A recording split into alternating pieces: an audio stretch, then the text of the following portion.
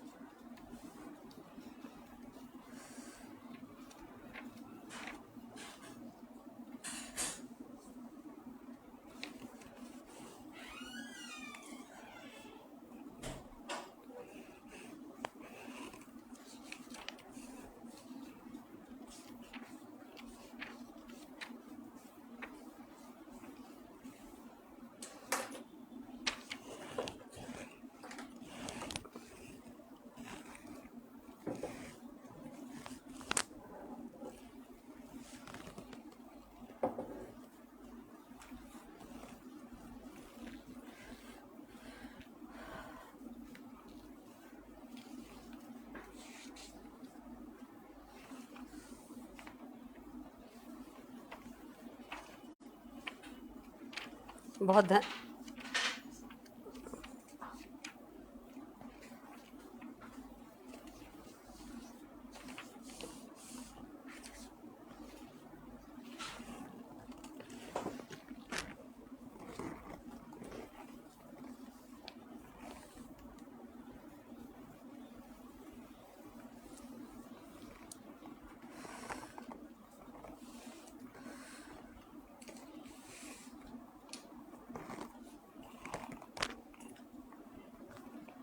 नमस्कार।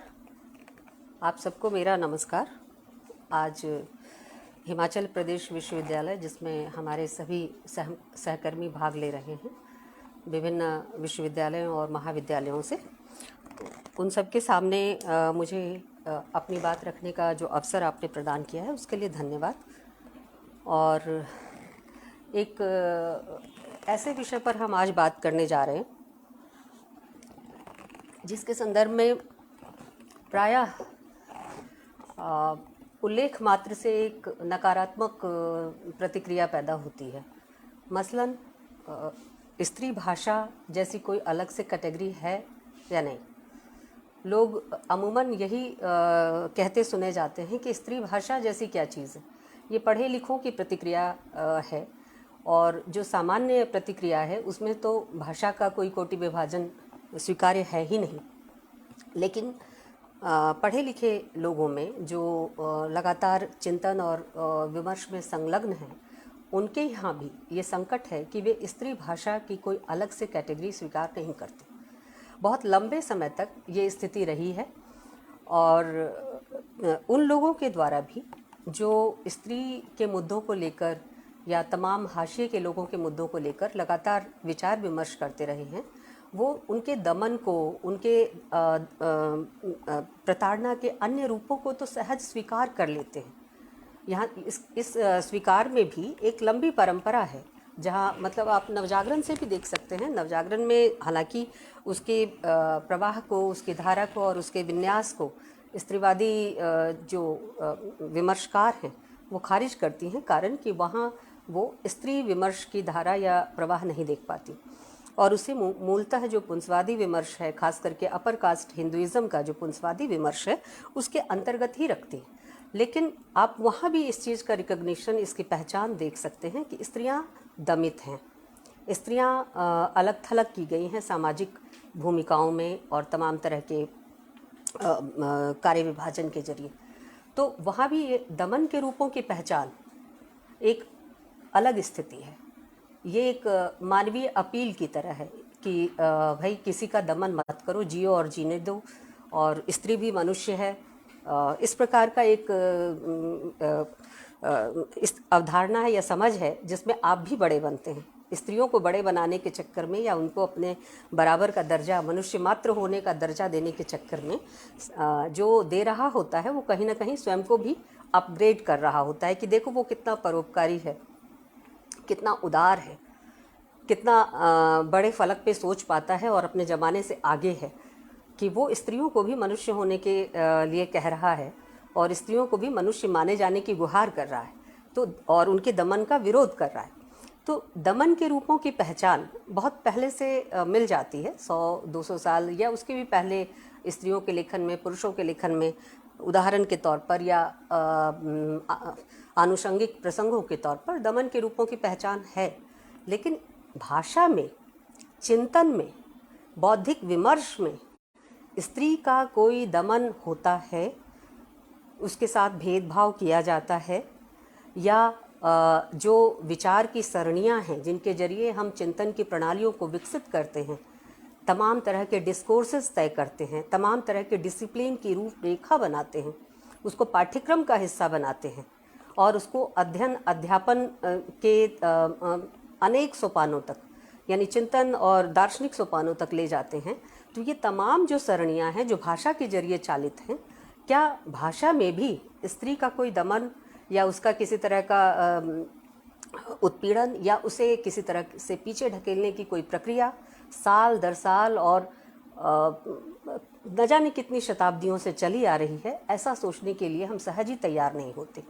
क्योंकि भाषा की बात आते ही हम मान लेते हैं कि भाषा तो बस भाषा है, भाषा में स्त्री और पुरुष जैसी कोई कोटि नहीं होती।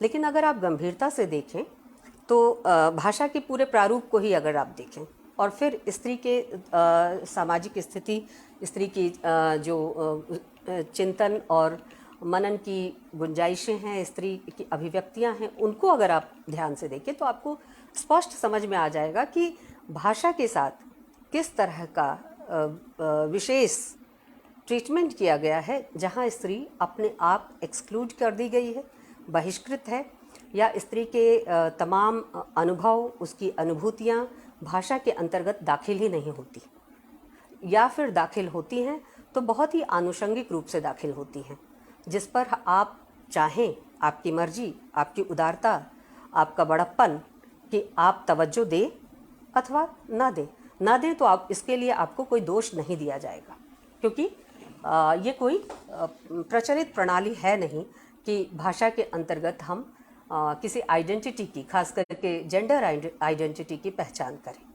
तो भाषा का जो स्वरूप है, जिस तरह से गढ़ा गया है एक डिसिप्लिन के तौर पर या अभिव्यक्ति के माध्यम के तौर पर, अगर आप उसको देखें तो भाषा को दो तरह से अमूमन बरता जाता है। मतलब एक तो भाषा जो है वो दुनिया को नामित करने की प्रक्रिया है, यानी दुनिया को हम जैसे देखते समझते हैं, जब हम इस दुनिया में आते हैं और संसार को समझना शुरू करते हैं, सांसारिक जो वस्तुएं हैं उनको नाम देना शुरू करते हैं, उनको उनकी पहचान के साथ जोड़ना शुरू करते हैं, और इस तरह से हम बृहत्तर सामूहिक जो संदर्भ है भाषा का, जातीयता का, वंश, कुल इत्यादि इत्यादि का, इन सब से जुड़ जाते हैं, क्योंकि हम उस भाषा के जरिए उस समूह विशेष से, उस समाज विशेष से, उस भाषा के बोलने वाले विशेष से एक तरह का अपनापा या एक तरह का बंधुत्व हम वहाँ क्रिएट करते हैं, रचते हैं। तो ऐसे में भाषा दुनिया को नामित करने की प्रक्रिया है, और दूसरे स्तर पर अगर हम देखें तो भाषा अभिव्यक्ति की प्रक्रिया भी है। यानी भाषा में, भाषा का जन्म क्यों होता है, आप खुद से सवाल करके देखिए कि भाषा का जन्म क्यों, हमें बोलने की ज़रूरत क्यों पड़ती है। हमें बोलने की ज़रूरत इसलिए पड़ती है कि हम बोलने में अपनी किसी इच्छा को, किसी ज़रूरत या आवश्यकता को अभिव्यक्त करते हैं, और वैसे में भाषा की ज़रूरत हमें संपृक्ति के लिए, दूसरों से अपने को अभिव्यक्त करने के लिए पढ़ती है। यह जुड़ाव का संबंध भी होता है और संलग्नता का संबंध भी होता है। तो भाषा के जो मूल प्रकार्य हैं, यानी दुनिया को पहचानना, दुनिया को समझना और एक कंसेप्चुअलाइज करना, नामित करना, नेमिंग ऑफ द वर्ल्ड, ये करना कि दुनिया को नाम देना। हम वस्तुओं को, संसार को, सांसारिक गतिविधियों को, तमाम तरह की प्राकृतिक और जागतिक गतिविधियों को नाम देना सीखते हैं भाषा के जरिए, और साथ ही साथ अपनी ज़रूरतों को अभिव्यक्त करना भी सीखते हैं भाषा के जरिए। ऐसी स्थिति में आप देखें कि भाषा चाहना का विषय भी है, यानी इच्छा और ज़रूरत, आवश्यकता और चाह, ये सब चीज़ें भाषा में अभिव्यक्त होती हैं। अब थोड़ा सा ठहर कर देखें कि भाषा की व्याख्या जिस तरह से हमारे विद्वानों ने की है, उसमें तो हम भाषा एक यादृच्छिक व्यवस्था है, और यादृच्छिक व्यवस्था होने के कारण भाषा में हम जिस तरह से संसार को नामित करते हैं, वह कोई ठोस और अंतिम नियम नहीं है। वो बदला जा सकता है और बहुत बार बदला गया है। इसी तरह से भाषा का विकास होता है। तो यादृच्छिक संकल्पनाओं का जो एक संरचना जो भाषा के जरिए चलती है, यादृच्छिक का अर्थ ही है इच्छित या मनमाना या स्वैच्छिक, जैसा हम चाहें। तो जाहिर है कि ये जो चाहना है, मतलब हम जैसा चाहें, इस हम में स्त्री शामिल है या नहीं, इसकी पड़ताल की जानी चाहिए। ये हम कौन है? हम मान लेते हैं कि हम में तमाम मनुष्य जाति शामिल है, और जब हम मनुष्य जाति कहते हैं तो अलग से फिर स्त्री कहने की ज़रूरत नहीं पड़ती, क्योंकि हम मान लेते हैं कि मनुष्य जाति का अर्थ है स्त्री भी उसमें शामिल है। लेकिन ज़रा मेरे इसी वाक्य को ध्यान से देखिए, मैं कह रही हूँ मनुष्य जाति का अर्थ है कि स्त्री भी उसमें शामिल है। ये जो भी है, ये स्त्री के का शामिल होना, मतलब वह भी शामिल है, वह ही शामिल नहीं है, वह भी शामिल है। लेकिन वह भी शामिल है तो जाहिर है कि कोई एक चीज़ और है जो प्रमुखतः शामिल है, और बाकी सब चीज़ें भी हैं। स्त्री भी है, अन्य दलित वंचित जातियां भी हैं, समूह भी हैं, उनके सामुदायिक जो अनुभूतियां हैं वह भी हैं, लेकिन मुख्य अनुभूति, मुख्य समूह, मुख्य भाषा कोई और है, किसी और की है। स्त्रीवादी भाषा विमर्शकार, स्त्रीवादी लेखिकाएं इसी चीज़ को लेकर चिंतित हैं कि आखिर भाषिक संकल्पनाओं में वह मुख्य भाषा, वह मुख्य अभिव्यक्ति किसकी है। जाहिर है कि स्त्रीवादी सिद्धांतकारों को, विमर्शकारों को इसमें कोई संदेह नहीं है, और ना ही वो किसी भ्रम का शिकार हैं कि यह जो मुख्य अभिव्यक्ति है और मुख्य भाषा है ये किसकी है। उनके लिए बहुत स्पष्ट है कि यह जो मुख्य भाषा है, दरअसल वह पितृसत्ता की और पुरुषों की है। और पुरुषों से अर्थ ये नहीं है कि केवल पुरुष वे जो लिंग विशेष के हैं, नहीं। पुरुष से अर्थ यह है एक मानसिकता, पुंसवादी मानसिकता, पितृसत्तात्मक मानसिकता। और जाहिर है कि भाषा में जो पितृसत्तात्मक मानसिकता है वो हजारों हजार साल से एक्टिव है, सक्रिय है, और इसी जगह पर भाषा में बहुत सारे ऐसे लूप होल्स रह जाते हैं, बहुत सारी ऐसी कमियां और खामियां रह जाती हैं जिनको विवेचित करने की ज़रूरत है, जिस पर हमने भाषा के विमर्श के दौरान या भाषा विज्ञान की पढ़ाई के दौरान ध्यान नहीं दिया होता है। अब तक हम सब जिस आयु वर्ग में हैं, आप और हम, ज़रा अपने पीछे स्मृतियों में लौट जाएं और याद करें कि हमने भाषा विज्ञान के तहत क्या पढ़ा था, या इतिहास की पुस्तकों में हमने क्या पढ़ा था, या व्याकरण की पुस्तकों में हमने क्या पढ़ा था। अगर आप ध्यान देंगे, थोड़ा सा अपनी स्मृति पर जोर देंगे, तो आपको ये समझने, जानने और याद आने में समय नहीं लगेगा कि हमने क्या पढ़ा था। हमने पढ़ा ही नहीं था कि स्त्री भाषा जैसी कोई अलग कोटि होती है। हाँ, ये ज़रूर पढ़ा था कि भाषा का कमज़ोर रूप जो है वो स्त्रियों की भाषा में व्यक्त होता है। हमने ये ज़रूर पढ़ा है कि नाटकों में, संस्कृत नाटकों में जो दास दासियां हैं, जो विदूषक हैं और जो स्त्रियां हैं, वो संस्कृत नहीं बोलती, वो कुछ और बोलती हैं, पाली बोलती हैं, प्राकृत बोलती हैं, या देशज भाषाओं का इस्तेमाल करती हैं, संस्कृत नहीं बोलती। हमने ये भी पढ़ा कि इतिहास के 20-25 साल के जो अपनी आयु है, जहाँ तक हम शिक्षा प्राप्त करते हैं, ऊंची से ऊंची उपाधि और डिग्री प्राप्त करते हैं, वहाँ तक इतिहास की पुस्तकों में हमने जो कुछ पढ़ा उसमें वीरत्व की गाथाएं, इतिहास निर्माण की चेष्टाएं, संस्कृतियों के विकास क्रम के प्रयास, संस्कृतियों के उत्थान के प्रयास स्त्रियों ने नहीं किए। जो कुछ किए राजा महाराजाओं ने किया।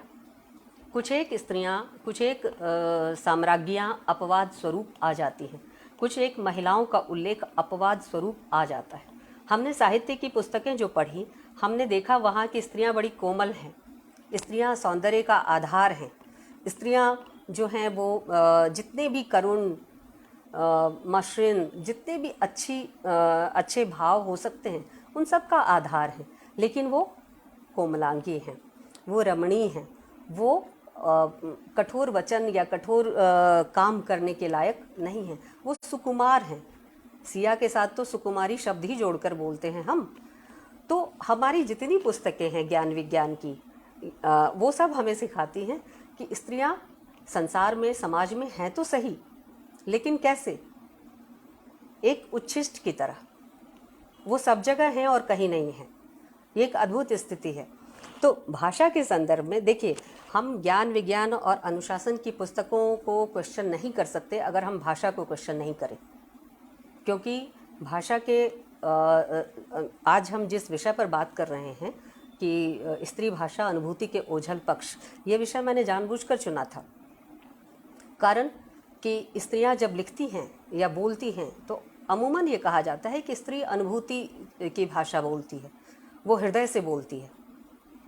श्रद्धा को याद कीजिए, तुमुल कोलाहल कलह में मैं हृदय की बात रे मन, वो हृदय की बात है।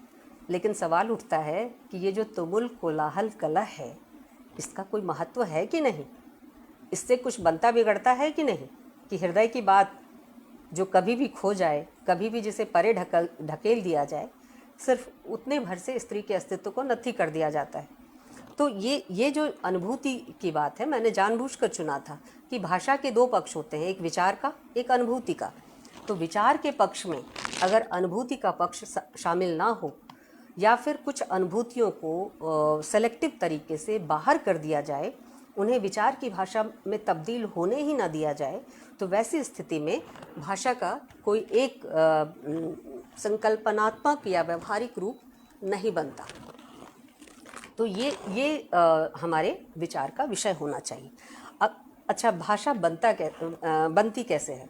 कोई भी भाषा या संसार की किसी भी भाषा के निर्माण की प्रक्रिया को आप देखें तो जाहिर है कि भाषा के निर्माण की जो स्थितियां मैंने बताई कि भाषा हम अपनी किसी न किसी ज़रूरत को अभिव्यक्त करने के लिए बोलते हैं या उसका प्रयोग करते हैं, चाहे वो चित्र भाषा हो या बोलने की भाषा हो या लिखित भाषा हो। और ये जो क्रम है, चित्र भाषा, वाचिक भाषा और लिखित भाषा, ये उत्तरोत्तर जटिल होती चली जाती है।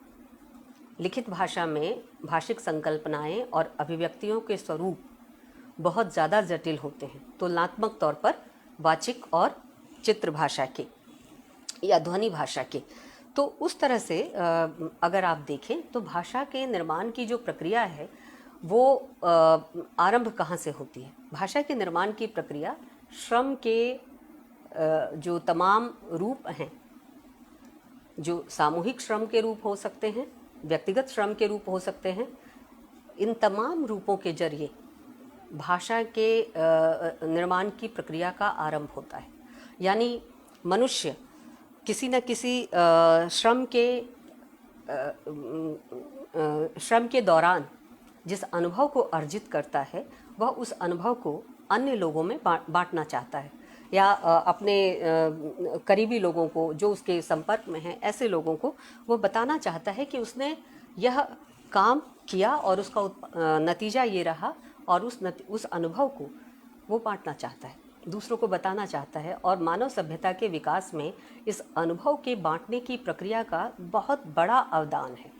अगर एक हमारे आदिम पुरखे ने हमें ना बताया होता कि दो पत्थर को रगड़ने से आग निकलती है, और उस अनुभव को चाहे वो बोलकर, चाहे उसने दिखाकर, चाहे उसने पत्थरों पर चित्र उकेर कर अथवा किसी और तरीके से अपने परवर्ती लोगों को या समवर्ती लोगों को नहीं बताया होता, तो ये जो सभ्यता के विकास का क्रम है ये आगे बढ़ ही नहीं पाता।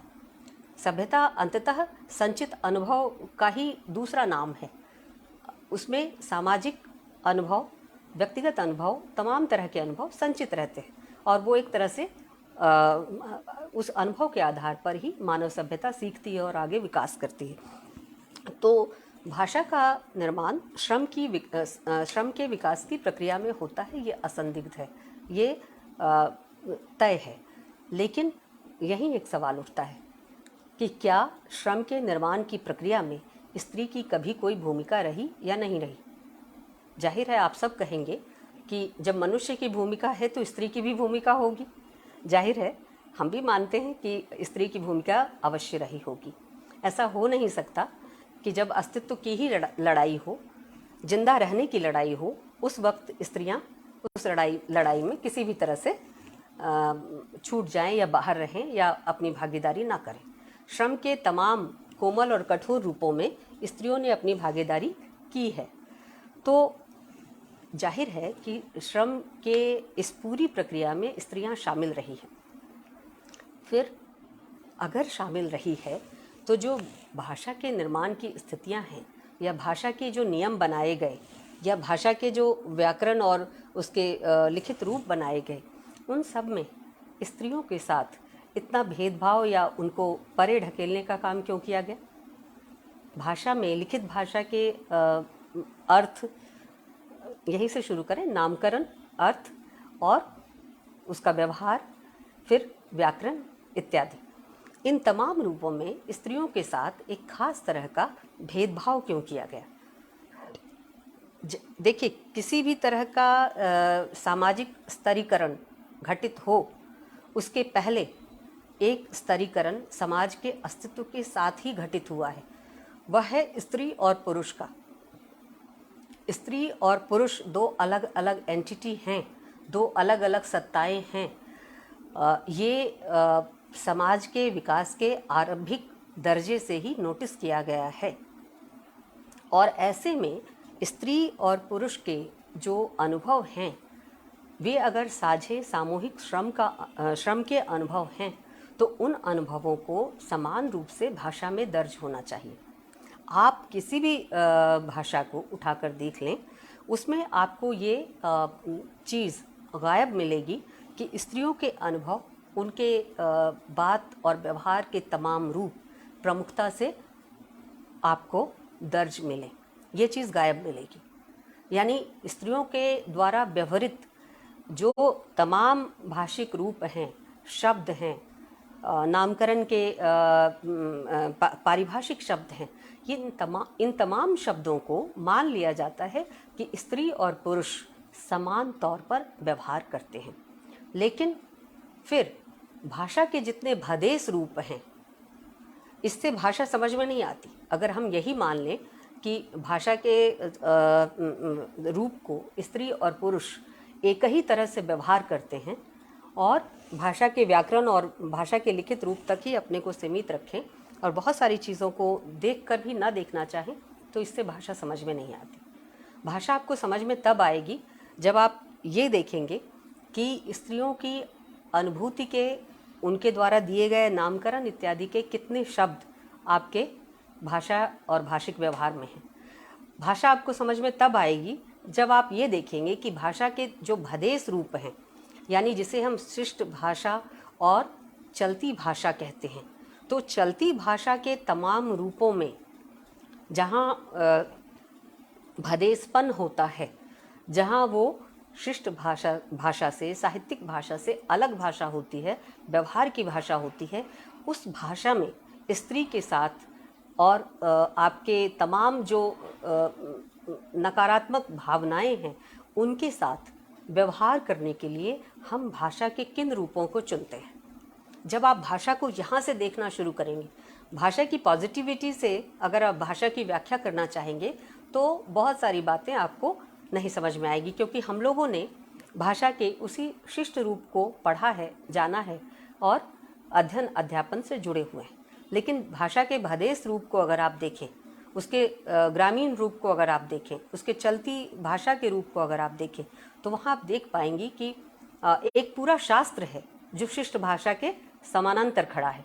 और उस शास्त्र के जरिए आपको ये पता चलता है कि दरअसल जितनी नकारात्मक, हीनतामूलक और निषेधात्मक भाषा है या नाम है या क्रिया शब्द हैं या अपमानजनक शब्द हैं या हीनता बोधक शब्द हैं, वे सबके सब किसी न किसी तरह से उन लोगों को केंद्रित करके बनाए गए हैं जो भाषा के निर्माण के संदर्भ में, उन संबंधों में, भाषा के उत्पादन के संबंधों में वर्चस्व के केंद्र से जुड़े हुए नहीं थे। और तब आप आसानी से समझ सकते हैं कि भाषा में जो ये तमाम चीज़ें आ रही हैं, इनका उत्स सामाजिक मानसिकता का कौन सा रूप है, खास करके स्त्रियों के संदर्भ में। इसी अर्थ में मैं आपसे कुछ बातें कहना चाहूँगी कि श्रम के आरंभिक दौर में स्त्रियों ने भी अपने अर्थ निर्मित किए होंगे। ऐसा नहीं है कि स्त्रियों ने अर्थ निर्मित नहीं किया होगा, ज़रूर किया होगा, लेकिन अर्थ का निर्माण और उस अर्थ को स्थापित करना, वह करने की ताकत या पोजीशन स्त्रियों की शायद पुरुषों की तुलना में नहीं रही होगी, क्योंकि अर्थ का निर्माण करना और उस हैसियत में भी होना कि उस अर्थ को सामाजिक मान्यता मिल सके, ये दो चीज़ें हैं। हैसियत को तय करने वाली जगह सामाजिक संरचनाएं हैं, जिसमें हम स्त्री और पुरुष के अजीब संबंध देखते हैं, जहाँ स्त्री होने मात्र से कोई कमज़ोर होता है और पुरुष होने मात्र से कोई ताकतवर हो जाता है। तो ये जो अद्भुत संबंध हैं स्त्री पुरुष के, उसमें ये चीज़ साफ दिखाई देती है। अगर भाषा के स्वरूप और संरचना का अध्ययन करें तो ये चीज़ साफ दिखाई देती है कि स्त्रियों ने जाहिर है अपने अर्थ निर्मित किए होंगे, लेकिन वे कभी भी शायद इस स्थिति में नहीं रहीं कि अपने द्वारा निर्मित अर्थ को सामाजिक मान्यता भी दिला पाएँ। और ऐसे में उनके द्वारा निर्मित अर्थ बहुत जल्दी ही कुछ समय तक चलकर फिर अप्रचलित हो गए या गायब कर दिए गए या साइलेंट कर दिए गए। और एक चीज़ और भी है, मैंने आपसे बात शुरू की थी विचार और अनुभूति की, यानी भाषा का जो मुख्य कार्य है वो विचार और अनुभूति का है। आप जरा इसको थोड़ा, इस पर हिंदी में बहुत किताबें मिलेंगी। डॉक्टर नगेंद्र की एक किताब ही है विचार और अनुभूति के नाम से, जो उनके निबंधों का संग्रह है, बड़ा दिलचस्प है। आप जरा देखिए कि विचार और अनुभूति ये दो कैटेगरी हैं, और विचार की कैटेगरी और अनुभूति की कैटेगरी मोटे तौर पर अगर आप और इसको थोड़ा सा पॉइंटेड तरीके से देखने की कोशिश करें तो विचार की कैटेगरी पुरुषों की कैटेगरी, अनुभूति की कैटेगरी महिलाओं की कैटेगरी। और विचार सार्वजनिक क्षेत्र, अनुभूति निजी क्षेत्र। यानी ये जो विचार है, यानी भाषा के दो स्तर हैं विचार और अनुभूति के। विचार बनता कहाँ है, जरा सोचिए। विचार घर के अंदर बनता है निश्चित तौर पर, लेकिन विचार स्थापित घर के अंदर नहीं होता। विचार स्थापित होता है घर के अंदर, स्थापित होगा तो बहुत छोटा सा दायरा होगा, लेकिन विचार सार्वजनिक स्पेस में स्थापित होता है, फिर वो नॉर्म बन जाता है, नियम बन जाता है। तो स्त्रियों के लिए आप जरा इस सार्वजनिक स्पेस के परत को खोल कर देखिए कि आपने स्त्रियों के लिए जिस तरह के पालन पोषण का विधान तय किया है, उसमें स्त्रियों के लिए सार्वजनिक स्पेस में कितनी जगह दी है आपने। सार्वजनिक स्पेस को आमतौर पर स्त्री का स्पेस तो माना ही नहीं जाता, वो पुरुष का स्पेस है। और स्त्रियों के लिए जरा और थोड़ा सा मैं बिल्कुल घरेलू आपको उदाहरण दूं, स्त्रियों के लिए आप क्या मानते हैं कि स्त्री की जगह घर है, और जैसे आप बचपन से देखें तो स्त्री और पुरुष का बचपन में घर में जिस तरह से लड़का और लड़की का पालन पोषण होता है, तो आरंभ में छोटी लड़की और छोटे लड़के में कोई बहुत अंतर नहीं होता। माता पिता भी नहीं करते, परिवारीजन भी नहीं करते, और स्वयं बच्चे भी इस चीज़ से अनभिज्ञ होते हैं कि वो लड़का है या लड़की, उन्हें किस प्रकार का व्यवहार लड़का होने के कारण करना चाहिए और किस प्रकार का व्यवहार लड़की होने के कारण करना चाहिए, ये बच्चे भी नहीं जानते। तो एक जैसा व्यवहार करते हैं, एक जैसी भाषा बोलते हैं, एक जैसे खेल खेलते हैं, लेकिन वो आप देखिए कि अमूमन 10-12 साल की लड़की, 10-12 साल तक लड़का और लड़की अगर है घर में, तो लड़की के लिए कहा जाएगा बहुत बोलती है। लड़कियां बोलना जल्दी सीखती हैं, ये सामान्य बात है। लड़कों की तुलना में देखा गया है कि बड़े पैमाने पर लड़कों की तुलना में लड़कियां बोलना जल्दी सीखती हैं और अन्य कार्य बाद में। तो लड़कियां बोलती बहुत हैं, बचपन से लेकर किशोरावस्था तक बोलती बहुत हैं, उनके बोलने में कोई कमी नहीं होती। लेकिन फिर किशोरावस्था की दहलीज पर आते आते आप उसे सिखाने लग जाते हैं कि बोलना बंद करो, क्योंकि ज़्यादा बोलना लड़की के लिए अच्छा नहीं है। और सार्वजनिक स्पेस जहाँ बोलने से ही जगह बनती है, उन जगहों को स्त्री के लिए बाधित किया जाता है, क्योंकि घर में ट्रेनिंग दी जाती है कि आप बाहर नहीं बोलेंगी, आप चुप रहेंगी, अपनी भावनाओं को दबाना सीखेंगी, अच्छे बुरे के प्रति रिएक्ट करने की स्थितियों में आप शांत रहना सीखेंगी। ज़रूरी नहीं है कि आपको कोई चीज़ बुरी लगी तो आप तत्काल रिएक्ट करें, प्रतिक्रिया न दें। यानी क्रिया की प्रतिक्रिया के तौर पर विचार का जन्म होता है, विमर्श का आरंभ होता है, लेकिन आप स्त्री को सिखाते हैं कि वह बोलना बंद करे, वह कम से कम बोले, क्रिया की प्रतिक्रिया न करे, और ऐसा करने से उसे अच्छी स्त्री नहीं माना जाएगा। बहुत बोलने वाली स्त्री को घरेलू स्त्री नहीं मानते। और ऐसे में जो सार्वजनिक स्पेस है, जो वक्तृता का क्षेत्र है, सार्वजनिक स्पेस हमेशा से बर्ताव और वक्तृता का क्षेत्र रहा है, सामाजिक बर्ताव और सामाजिक वक्तृता का क्षेत्र रहा है। वैसे में अगर आप स्त्री की ट्रेनिंग ही इस तरह से करते हैं कि आप उसे घर के अंदर ये शिक्षा देकर बड़ी करते हैं कि उसे बोलना नहीं है, तो वह सामाजिक गतिविधियों में अगर उपस्थित भी है, सशरीर उपस्थित भी है, तो वह बोलती नहीं है। मुझे अच्छी तरह याद है, मैं दिल्ली विश्वविद्यालय में आने के पहले विश्व भारती शांति निकेतन में पढ़ाती थी, और मेरे वहाँ जाने से पहले 2 महिला शिक्षिकाएं और भी थीं। हमारी बोर्ड ऑफ रिसर्च कमेटी या बोर्ड ऑफ स्टडीज़ की मीटिंग होती थी, जिसमें हम सारे अध्यापक उपस्थित होते थे।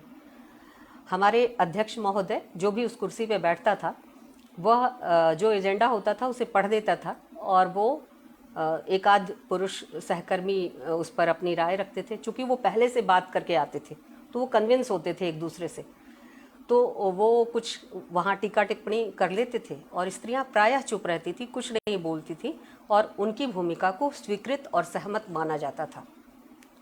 बहुत बाद में मुझे लगा, चूँकि मैं पहले से परिचित नहीं होती थी, और ना मेरी आज भी वो आदत नहीं है कि मैं पीछे से बात करके पूछूं कि इस मामले में अगले दिन क्या करना है, जो कुछ होना है सामने होना है। तो वैसी स्थिति में मुझे चूँकि पहले से कुछ नहीं पता होता था, तो मैंने बोलना शुरू किया, अपनी राय रखनी शुरू की। तो पहली बार कोई स्त्री वहाँ बोली, और उसके बाद फिर तो ये सिलसिला चल पड़ा, और जो हमारी सहकर्मी थी वो भी बोलना शुरू, उन लोगों ने भी बोलना शुरू किया, पुरुषों ने भी बहस करनी शुरू की, और एक तरह से मान लिया गया कि वो जो कुछ पहले से तय करके आएंगे वो वैसे ही निर्विवाद या बिना बातचीत के पास या स्वीकृत नहीं मान लिया जाएगा। तो ये जो स्थिति है कि हम सार्वजनिक स्पेस में उपस्थित तो हैं, लेकिन हम बोल नहीं रहे, क्योंकि बोलने का क्षेत्र जो है वो हमसे छीन लिया गया है, और ये कहा गया है कि हम बोलेंगे तो हमारे बारे में एक धारणा समाज में बन जाएगी, अच्छे या बुरे की। और ज़्यादातर बोलने वाली स्त्रियों की के बारे में जो धारणा बनती है वो बुरी स्त्रियों की बनती है, या वाचाल स्त्री की बनती है, अथवा तर्क करने वाली स्त्री की बनती है, बहुत बकबक करती है। इस तरह के शब्द आपको सुनने का अभ्यास होगा, ये शब्द अमूमन स्त्रियों के प्रति।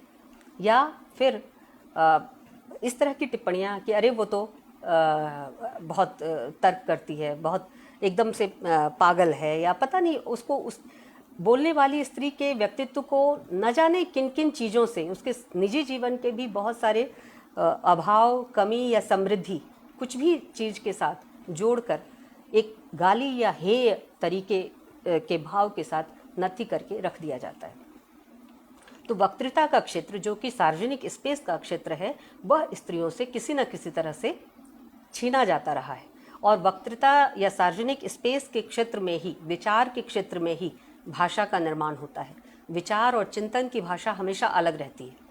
चिंतन की भाषा वो भाषा नहीं है जिस भाषा में हम आप बातचीत करते हैं। चिंतन की भाषा एक सुचिंतित, संश्लिष्ट और जटिल मानसिक प्रक्रिया के तहत गुजर कर शक्ल लेती है। और उस जटिल मानसिक प्रक्रिया में स्त्रियों की भागीदारी किस तरह से न्यूनतम हो या ना हो, या बिल्कुल अदृश्य रूप में थोड़ी बहुत उपस्थिति के साथ दिखाई पड़े, इसको सुनिश्चित किया है हमारे सामाजिक विकास के क्रम में पितृसत्ता के वर्चस्व ने। और ये एक दो दिन की बात नहीं है, हजारों साल का इतिहास है। हिंदी भाषा के इतिहास को ही अगर आप लें तो कितने साल का इतिहास है? 11वीं शताब्दी ईस्वी से हिंदी भाषा का आरंभ मानते। आदिकाल का आरंभ आपका 1000वीं ईस्वी से होता है, उसके पहले हिंदी भाषा का आरंभ आप मानते हैं। अमीर खुसरो आपके पहले कवि हैं हिंदी के। तो खड़ी बोली हिंदी या हिंदी के, जो भी कहिए आप। तो ये जो स्थिति है, कुल मिला के मोटी बात ये है, इस पर विवाद है, लेकिन मोटी बात ये है कि 1000वीं ईस्वी सदी से हम हिंदी भाषा का विकास मानते हैं। यानी कुल मिलाकर 1000 साल की 1020 साल की हमारी ये भाषा है। तो 1020 साल कोई सभ्यता के इतिहास में कोई कम समय नहीं होता। और इस समय में हमने जिस तरह की भाषा का निर्माण किया है, उसके संदर्भ से अगर आप देखें तो ऐसा लगता है जैसे स्त्रियां तो सांस्कृतिक उत्पादन के क्षेत्र से बाहर ही रही हैं। आप मुझे बताइए, क्या आदिकाल पढ़ के आपको स्त्री का संसार समझ में आता है? 1000वीं सदी की औरत कैसी थी, क्या सोचती थी, उसके दुख दर्द क्या थे, उसकी सामाजिक भूमिका क्या थी, उसकी सामाजिक अंतरक्रिया क्या थी, सार्वजनिक स्पेस में उसकी जगह कितनी और किस प्रकार की थी, आपको समझ में आता है? आदिकाल के तमाम वीरगाथात्मक साहित्य को पढ़ जाइए। इसी तरह से भक्ति काल में चले आइए। भक्ति काल तो अनुभूति की ही भाषा है, लेकिन अनुभूति की भाषा होने के बावजूद भी वहाँ अनुभूति को जिस खास तरह से डिज़ाइन किया गया है, उसमें फिर स्त्री बाहर है। आप उस अनुभूति में देखिए, मतलब चलिए हम कबीर से बात करते हैं। कबीर कहते हैं कि मेरा मुझ में कुछ नहीं, जो कुछ है सो तेरा। या फिर वो कहते हैं कि प्रेम गली जब मैं था तब हरी नहीं, हरी हैं अब हरी हैं मैं ना ही, प्रेम गली अति साकरी जामे दो न समाई। ठीक है, यहाँ पर जो पुरुष है वह अपने को भक्ति के क्षेत्र में स्त्री भाव से ही पेश कर रहा है। यानी उतनी ही विनयशीलता, उतनी ही विनम्रता, उतनी ही हीनता, उतनी ही न्यूनता के साथ अपने मालिक के वर्चस्व को स्वीकार करते हुए वह उसको सर्वश्रेष्ठ दर्जा दे रहा है कि अब हरि है मैं ना है। अगर अब किसी का अस्तित्व है तो वो हरि है, ईश्वर है, मैं नहीं हूँ। मैं जो भक्त हूँ मैं अब नहीं हूँ।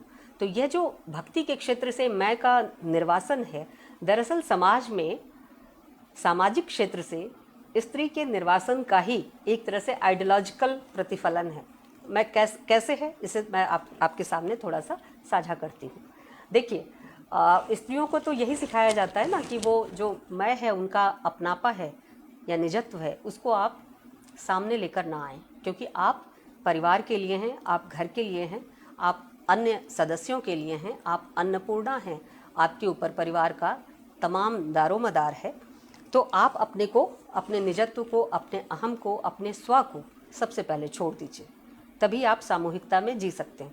ये बहुत अच्छी स्थिति है। लेकिन ऐसे स्व के निर्वासन की मांग केवल स्त्रियों से की जाती है। बेहतर होता कि इस स्व के निर्वासन का संबंध समाज के अन्य तबकों के साथ भी रहता। एक अच्छी स्थिति है, एक ऊंचा मूल्य है जिसकी हम मांग कर रहे हैं कि निजत्व को तिरोहित करके सामूहिकता को अपनाया जाए, सबके बारे में सोचा जाए। लेकिन इसका पूरा का पूरा दारोमदार चालाकी से स्त्री के ऊपर ही क्यों डाल दिया गया और फिर उसको निर्वासित कर दिया गया, ये कह के कि इसकी जो भावनाएं हैं वो अनुभूति परक हैं, विचार परक तो है ही नहीं, इसे अलग करो। क्योंकि चिंतन की भाषा, डिस्कशन और डिबेट की भाषा विचार की भाषा होती है, अनुभूति की नहीं। तो कबीर जब कहते हैं कि अब हरि है मैं नाही, वहाँ वो स्त्री और स्त्री जीवन के आदर्शों को अपनाते हैं, वो हरि की श्रेष्ठता स्वीकार करते हैं। ये हरि कौन है?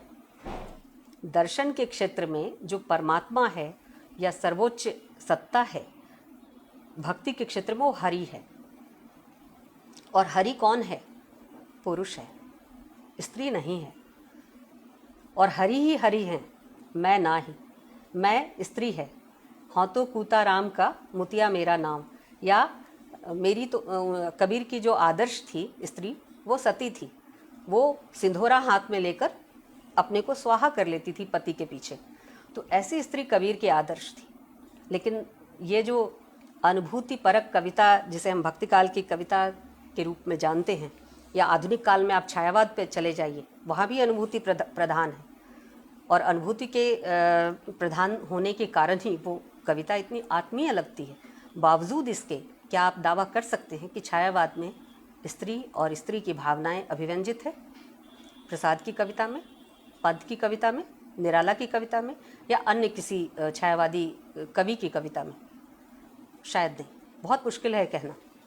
कारण आपको एक नहीं हजारों उदाहरण दिए जा सकते हैं जिससे आप समझ सकें कि एक ही शब्द है, लेकिन पुरुष उसको कैसे इस्तेमाल कर रहा है और स्त्री कैसे इस्तेमाल कर रही है। दोनों में बड़ा फ़र्क है। अब आप देखिए, मैं भक्ति काल के संदर्भ में फिर से लौटती हूँ। मीरा की भक्ति आप सामने रखिए। मीरा की कविता भी अनुभूति की कविता है। भक्ति काल में, मैंने कहा भक्ति काल में अनुभूति प्रधान है, इसलिए वह जो रागात्मक संबंध है हम सबका भक्ति काल की कविता के साथ, वो आज भी बहुत प्रबल है, क्योंकि वह अनुभूति की कविता है, वही उसकी ताकत है। लेकिन वह अनुभूति की कविता जब कबीर के यहाँ आती है तो वहाँ हरि है मैं ना ही। मीरा भी उस मुख्य या कह सकते हैं कि प्रोमिनेंट विचारधारा से अछूती तो नहीं थी, लेकिन जहाँ ज़रूरी हुआ, जहाँ संभव हुआ, उन्होंने उसकी काट प्रस्तुत की है। तो उन्होंने ये ज़रूर कहा है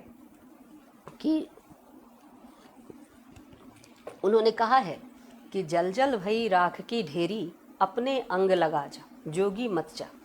तो ये जो समाहित होने की भावना है, एकमेक होने की भावना है, मिलन की भावना है, चाहे विरह के चरम परिणति के बाद ही वो मिलन संभव क्यों ना हो, उस भावना में कहीं ना कहीं तिरोहित या समर्पण की इच्छा भी अभिव्यक्त है। लेकिन बावजूद इसके अगर सती के प्रसंग को देखें तो कबीर और मीरा दो ध्रुव पर खड़े नजर आते हैं। कबीर के लिए सती एक आइडियोलॉजी है, सती एक आदर्श है, लेकिन मीरा के लिए सती एक सच्चाई है। मीरा राजघराने से थी और उनके कहा जाता है कि उनके पति का देहांत हो गया था या पति के द्वारा त्याग दी गई थी। जो भी है, मीरा की कविता में ये प्रसंग आता है कि वो सती होना नहीं चाहती। डंके की चोट पे कहती हैं कि सती न कहास्यां, मैं सती नहीं कहलाना चाहती।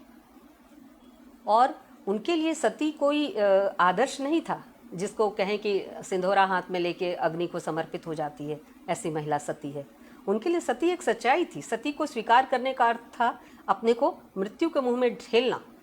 तो ये जो अनुभूति है, अनुभूति की कृत्रिमता क्या होती है और अनुभूति की सच्चाई क्या होती है, आप जब आदर्श दूसरे जीवन से लेते हैं तो उस आदर्श के साथ आपके अनुभव का क्या संबंध है, आप इसको भक्तिकाल में कबीर और मीरा की कविता की तुलनात्मक प्रस्तुति के जरिए समझ सकते हैं, बहुत आसानी से समझ सकते हैं।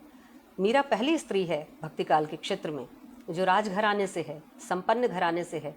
आपने गौतम की कहानी पढ़ी, आपने और राजा महाराजाओं की कहानी पढ़ी, कर्ण की कहानी पढ़ी, सब में दान की महत्ता है, त्याग की महत्ता है, सब कुछ छोड़कर सन्यासी बन जाने की महत्ता है।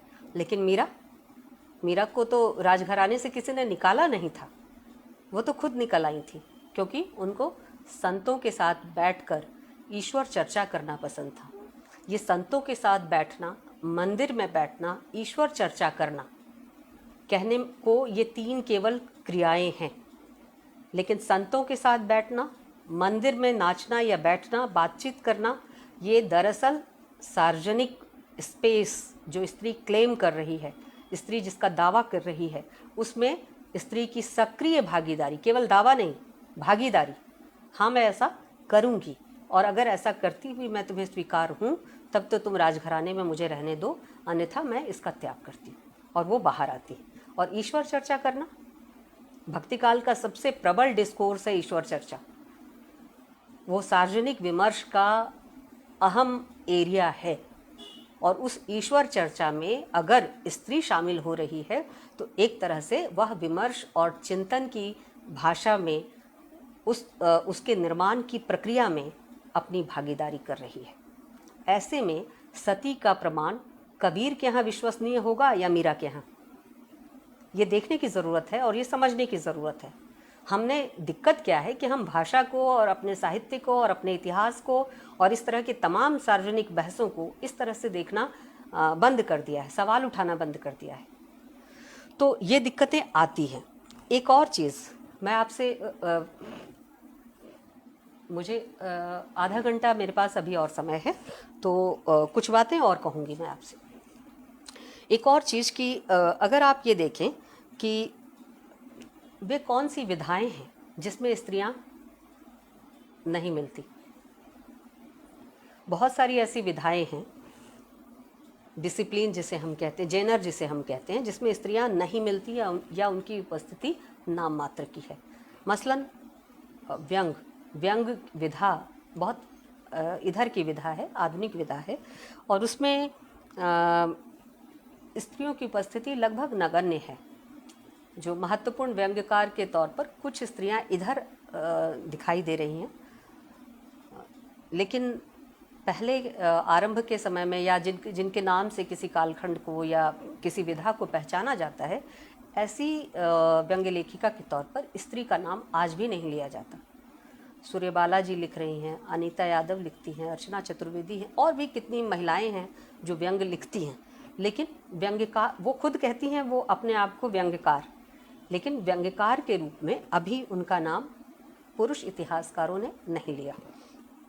तो ऐसा क्यों है? नाटक के क्षेत्र में क्या स्त्रियां नाटक नहीं करती थीं? क्या स्त्रियां नाटक के दर्शक नहीं हुआ करती थीं? सब कुछ था।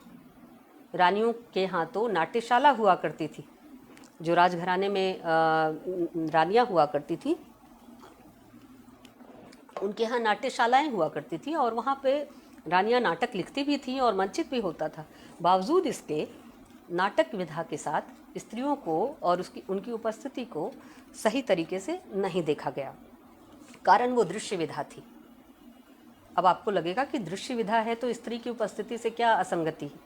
खूब असंगति है। सामाजिक जो रीति नियम थे, सामाजिक जो रूढ़ियाँ थी, उनको बहुत परेशानी थी, क्योंकि दृश्य विधा में केवल लिखित भाषा के तौर पर जिस तरह से आप शब्द चित्र के जरिए उस कथ्य में दाखिल होते हैं, वह नहीं होता, वो सामने सामने होता है। कोई अभिनय के जरिए आपके सामने, संवाद और अभिनय के जरिए आपके सामने दृश्य को जीवंत कर रहा होता है, कथ्य को जीवंत कर रहा होता है। वैसे में सम्मुख आकर अभिनय के द्वारा स्त्रियों का नाटक और नाटक विधा में भागीदारी करना या निर्देशक बनना या नाट्यकार बनना संभव नहीं था। संभव हो भी तो जो प्रचलित सामाजिक मान्यता थी, रूढ़ियाँ थी, जो स्त्रियों के लिए घोषित आचार और नियम के स्वरूप थे, वहाँ बाधा थी। और उन स्त्रियों को जो नाटक में भाग लेती थी या नाटक लिखती थी या किसी भी तरह से नाटक विधा से जुड़ी हुई थी, उनको अच्छे रूप में नहीं देखा जाता था, क्योंकि वो दृश्य विधा थी। आप तो स्त्रियों की कल्पना ऐसे करते हैं कि वो पर्दे की चीज़ है। यवनिका या पर्दे के बिना स्त्री की 19वीं शताब्दी के बाद भी 20वीं शताब्दी में भी बहुत लंबे समय तक ये संघर्ष रहा है पर्दे के खिलाफ, तब जाकर स्त्री की पर्दे से मुक्ति हुई है। और आज भी अगर आप कुछ ग्रामीण इलाकों में चले जाएं, आधुनिक भारत में सन 2020-21 के समय में भी, तो आपको पर्दा की हुई स्त्रियां मिलेंगी।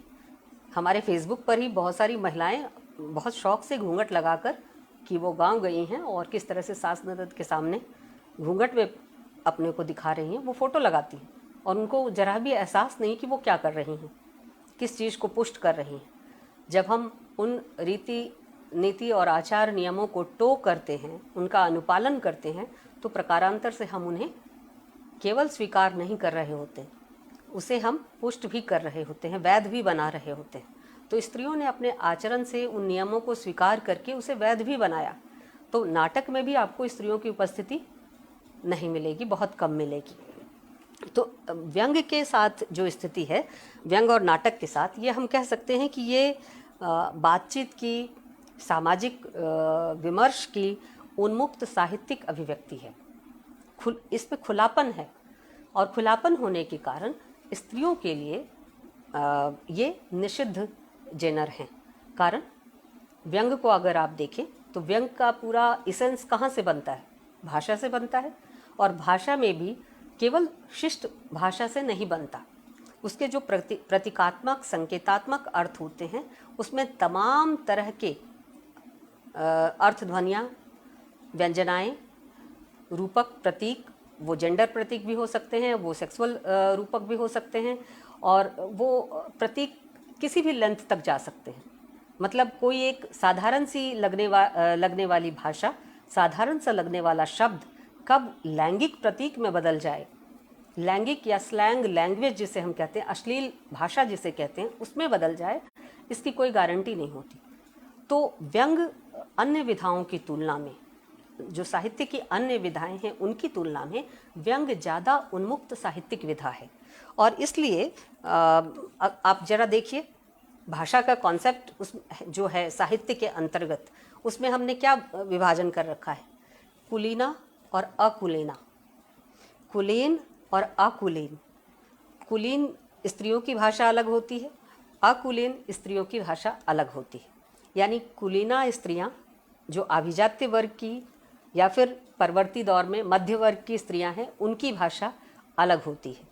और जो अकुलीन हैं या निम्न वर्ग की हैं, छोटे मोटे कामकाज करने वाली स्त्रियां हैं, उनकी भाषा अलग होती है। जो बाद में किसान और मजदूर वर्ग में तब्दील होते हैं, कमेरा वर्ग में तब्दील होती हैं स्त्रियां, उनकी भाषा अलग होती है, और आज भी है। तो कुलीना और अकुलीना ये केवल भाषा के विभाजन नहीं है, ये सामाजिक स्तर का भी विभाजन है, जो स्त्रियों के भीतर भी मौजूद है। यानी आपने स्त्री भाषा के भी अंतर्गत विभाजन और उपविभाजन बना दी। जो कुलीन स्त्रियों की भाषा है वो शिष्ट है, वो नरम है, मुलायम है, कोमल है, मसृण है, और वो हृदय को छू लेने वाली है, मीठी भाषा है, मधुर वाणी है, शहद की तरह मीठी है, और तमाम कल्पनाएं की गई हैं किस तरह से मीठी है। लेकिन जो आकुलीन है स्त्रियां, वो कर्कश है, झगड़ालू है, तर्कशील है, और किसी भी तरह की कोमलता से रहित है, कठोर है, और खुरदरी भाषा है, हृदय के समीप नहीं है। और तो और कुलीन भाषा में भी, कुलीन और अकुलीन स्त्री की छवि में भी, यानी कोमल मधुर और तर्कपरायण स्त्री की छवि में भी जो भेद होता है, सोशल स्ट्रक्चर का जो तामझाम खड़ा किया जाता है, उसका एक उदाहरण मैं देती हूँ। प्रसाद की श्रद्धा और प्रसाद की इड़ा। प्रसाद की श्रद्धा कैसी है मैंने अभी बताया, तुमुल कोलाहल कलह में मैं हृदय की बात रे मन। और प्रसाद की इड़ा कैसी है? बिखरी अलकें जो तर्क जाल, बाल ऐसे बिखरे हुए जो तर्क जाल है, उसमें कोई भी उलझ कर फंस सकता। तर्क कौन पसंद करता है? जाहिर है शांति और सुलह सबको पसंद है, लेकिन तर्क के जरिए शांति और सुलह, स्थायी शांति हो सकती है, ये समझ नहीं है, इसका अभाव है। अगर समर्पण के जरिए, निरीह सहमति के जरिए कोई सुलह हो जाती है तो वह विजय नहीं कहला सकती। भाषा के संदर्भ में भी ये बात है। अगर आप जबरन स्त्री और उसके अनुभवों को भाषा में दर्ज न करें, या दर्ज होने के बावजूद उसका बहिष्कार करें, उसको प्रचलन में ना आने दें, या उस अर्थ के प्रति आपकी सहानुभूति या सहमति न बने, ये कैफियत न बने कि उस अर्थ को सामाजिक मान्यता मिल सके, तो ऐसी स्थिति में हो सकता है कि आप कुछ समय के लिए भाषा को सुस्थिर बना लें, कलह से मुक्त बना लें, विवाद से मुक्त बना लें, लेकिन वह स्थायी स्वरूप भाषा का नहीं हो सकता। जिस दिन विमर्श और चिंतन की प्रक्रिया में स्त्रियां दाखिल होंगी, जब भी दाखिल होंगी, वे सवाल उठाएंगी। मसलन एक उदाहरण दूं मातृत्व का। माता बनने के महत्ता पर और इसकी सामाजिक अहमियत पर और इसके जरिए स्त्री को मिलने वाले सम्मान, उसके पद प्रतिष्ठा, अभिजात्यता और पति से मिलने वाले प्रेम में वृद्धि इत्यादि की न जाने कितनी कहानियां हैं। मतलब इस एक भाव को, मातृत्व या माँ होना, स्त्री के अस्तित्व के साथ जुड़े हुए इस एक जैविक प्रक्रिया को इतना गौरवान्वित किया गया है पुरुष संदर्भ से कि स्त्री अगर माँ बनती है तो वह पति की नज़रों में ऊंची उठ जाती है, वो बांझ नहीं रहती। सबसे पहले चीज़ तो बांझ का जो स्टिग्मा है वही खत्म हो जाता है, क्योंकि स्त्री बांझ नहीं है, दैट मीन्स उर्वर नहीं है। बांझ होना यानी अनुर्वर होना। और अनुर्वर, आप देखिए ये उर्वर, अनुर्वर, ये बांझ या कोख वाली, ये तमाम जो भाषा के शब्द हैं ना, और इससे जो अर्थ ध्वनियाँ निकलती हैं वो केवल अनुपजाऊ या बीज रहित इत्यादि नहीं है। इसके साथ स्त्री की सामाजिक पोजिशनिंग जुड़ी हुई है, उसकी पद प्रतिष्ठा जुड़ी हुई है। सामाजिक सोपानिक क्रम, हायरार्की में बेटे वाली स्त्री की, बिना बेटे वाली स्त्री की, लड़की वाली स्त्री की, बेटी वाली स्त्री की क्या पोजीशन होगी समाज में। और वो पोजीशन कहाँ से तय होती है? पति के बिजाविज तय होती है। यानी पति अगर उस स्त्री को चाहता है तो वह स्त्री बेटे वाली स्त्री ही होगी, क्योंकि वह वंश चलाती है। वो इस तरह की तमाम कहानियाँ हमारे प्रगतिशील लेखकों और रचनाकारों तक के यहाँ मौजूद मिलेंगी। लेकिन स्त्री के संदर्भ से मातृत्व की किसी एक कहानी का आप जिक्र कीजिए। आपको सुभद्रा कुमारी चौहान की वो कविता याद है ना, जिसमें वो अपनी छोटी सी बिटिया के बारे में जिक्र करती हैं कि वो मिट्टी खाकर आई है और उसको देखकर सुभद्रा कुमारी को यूँ लगता है कि मेरा बचपन, यानी कवित्री का बचपन, लड़की की शक्ल में लौट आया। वो एक माँ और बेटी के बीच के संबंध की कहानी है। लेकिन जरा इस कहानी से इतर मातृत्व की पूरी जो संकल्पना है, और एक उसकी संकल्पना वैचारिक है, एक सामाजिक है। वैचारिक संकल्पना सामाजिक संकल्पना को पुष्ट करती है, और दूसरी जो संकल्पना है वो स्त्री के शरीर के साथ जुड़ी हुई है। परसेप्शन में अंतर मैं आपको समझाना चाहती हूँ कि स्त्री के शरीर के साथ जुड़ी हुई जो मातृत्व की संकल्पना है, यानी एक छोटी स्त्री, किशोरी लड़की जो 14 साल 15 साल में रजस्वला होती है, और उसके बाद कभी भी सामाजिक जो नियम है वो माँ बन सकती है रजस्वला होने के बाद। हालांकि वैधानिक स्थिति अलग है, अब विवाह की उम्र तय कर दी गई है, लेकिन एक समय में रजस्वला होने के बाद स्त्री संतानोत्पत्ति में समर्थ मानी जाती थी। तो ऐसी स्थिति में जो किशोर लड़की जो कल तक खेलती थी, उस लड़की के रक्तस्राव होने मात्र से वह माँ बन सकती है, इस आशंका को कभी उस लड़की के नज़रिए से देखिए। माँ बनने में जो कष्ट है, माँ बनने के लिए जो शारीरिक परेशानियाँ और परिवर्तन से स्त्री को गुजरना पड़ता है, और माँ बनने के बाद भी ये प्रक्रिया ख़त्म नहीं होती। उसके बाद भी स्त्रियों के लिए जिस तरह से पुनः अपने शरीर को प्राप्त करना एक मुश्किल काम होता है, और फिर शरीर को ही प्राप्त करना नहीं, उसकी जो सामाजिक जिम्मेदारी और सेवाओं पे जिस तरह की वृद्धि होती है बालक या बालिका के कारण, वह परिश्रम और वह जो समय जो स्त्री के अपने व्यक्तित्व के विकास के लिए ज़रूरी समय है, वह उस बच्ची या बालक के विकास के लिए वो खर्च करती है, उस समय की कहीं रजिस्टरिंग नहीं है। इन मातृत्व के गौरवशाली कथाओं में, कविताओं में स्त्री के उस पेन, उस पीड़ा, उस दुख, उस तकलीफ़ की कहीं कोई उपस्थिति नहीं है कि स्त्री के मन में कभी माँ बनने को लेकर कोई आशंका भी आई होगी। उसे अपने सेहत का ख्याल भी आया होगा, उसे अपने मृत्यु का भय भी किसी रूप में परेशान किया होगा। ये बात कहीं नहीं आती। यहाँ तक कि एक स्त्री दूसरे स्त्री तक को ये चीज़ कन्वे नहीं करती कि मातृत्व के जोखिम क्या है। प्रेमचंद और अन्य लोग ये सवाल तो उठाते हैं कि विवाह के लिए जिस पूर्व तैयारी की ज़रूरत होती है, हमारा समाज लड़का या लड़की किसी को भी इसके लिए तैयार नहीं करता। लेकिन लड़का बिना तैयार हुए विवाह की पूर्व तैयारी के किसी भी रूप को जाने विवाह दायित्व में अगर बंधता है तो उसके व्यक्तित्व पर उससे कोई खास फर्क नहीं पड़ता। लेकिन लड़की अगर इस विवाह के दायित्व में बंधती है तो उसके पूरे व्यक्तित्व, उसका पूरा सार्वजनिक स्पेस, उसकी भूमिका, उसका संदर्भ, उसके व्यक्तित्व का विकास के तमाम रास्ते प्रभावित होते हैं। तो ऐसी स्थिति में पिता बनना और माँ बनना एक अनुभूति नहीं है। मातृत्व के इस अनुभूति को आप जरा चिकित्सा के फ्रेमवर्क में देखिए। कितनी स्त्रियां मातृत्व के क्रम में, माँ बनने के क्रम में, गर्भवती होने के क्रम में अच्छे इलाज, पुष्टिकर भोजन और उचित देखभाल के अभाव में मर जाती हैं। और ऐसे में मतलब जो गर्भवती स्त्रियों का जो मृत्यु दर है और शिशु मृत्यु दर है, वो आंकड़े उठा कर देख लीजिए। किसी प्रमाण की ज़रूरत नहीं है, उन आंकड़ों से दहशत होगी। लेकिन इस दहशत की कोई भाषा है? इस दहशत की कोई भाषा नहीं है। इस दहशत की कोई भाषा नहीं है, इस अनुभव की कोई भाषा नहीं है। बल्कि भाषा तो ये है कि माँ बनकर मैं जी उठी। मैंने अपनी माँ से पूछा कि जब मैं पैदा हुई थी तो सच बताओ तुम्हें कैसा लगा था? जानते हैं प्रतिक्रिया क्या आई? मेरी माँ तमाम हजारों माँओं की तरह है, पढ़ी लिखी है और आधुनिक साहित्य से लेकर तमाम चीज़ें खूब पढ़ती हैं, आज भी पढ़ती हैं। और शायद जितना मैं कथा कहानी और अखबार नहीं पढ़ती, मुझसे ज़्यादा पढ़ती। तो उनके विचारों और उसमें मुझे कोई संदेह नहीं।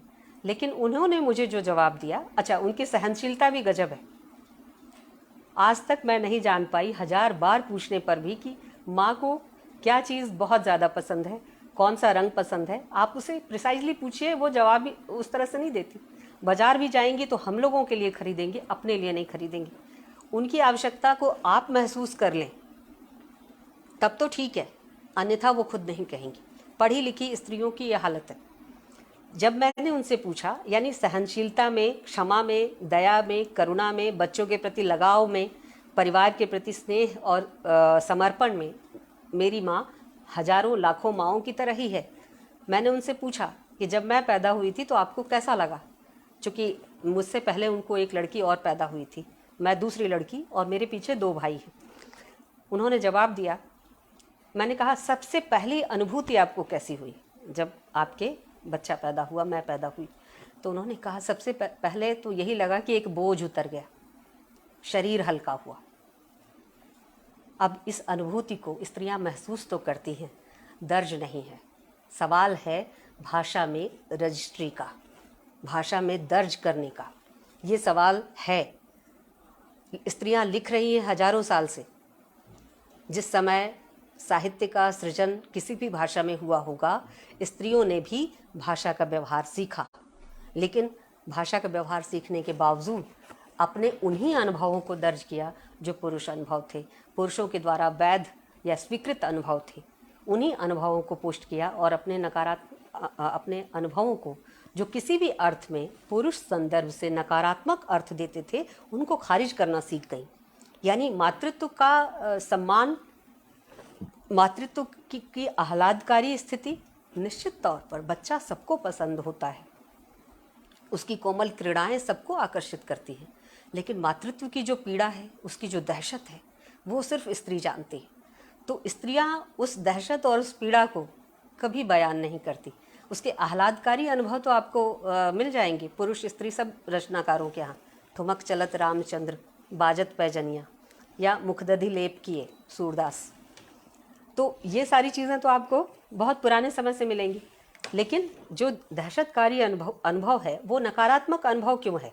समाज को क्यों नहीं जानना चाहिए कि एक स्त्री जब माँ बनती है या इस तरह के अन्य सामाजिक भूमिकाओं में उतरती है, पारिवारिक भूमिकाओं में उतरती है, तो वह कितनी पीड़ा, कितनी तकलीफ और कितने कष्ट के साथ अपना कंट्रीब्यूशन समाज को देती है। तो वह तो गौरव की चीज़ होनी चाहिए, ना कि नकारात्मक अनुभूति की चीज़। उसे नकारात्मक या निषेधात्मक मानकर या ये मानकर कि इससे तो स्त्रियों को परिचित ही नहीं होना चाहिए, खारिज क्यों किया जाता रहा? क्या बुरा था कि वे अनुभव भी शामिल होते? यही ज़रूरत है भाषा के स्त्रीवादी विश्लेषण की। मैं समझती हूँ कि 10 मिनट का समय मैं छोड़ रही हूँ। आप लोग अगर कुछ सवाल जवाब करना चाहें तो 12 बजे तक का समय है मेरे पास, अभी 10 मिनट बाकी है। हाँ, 11। जी हाँ हाँ, 10 मिनट काफ़ी है, आप बताएं जी। जो भी सवाल हैं आप पूछें जी।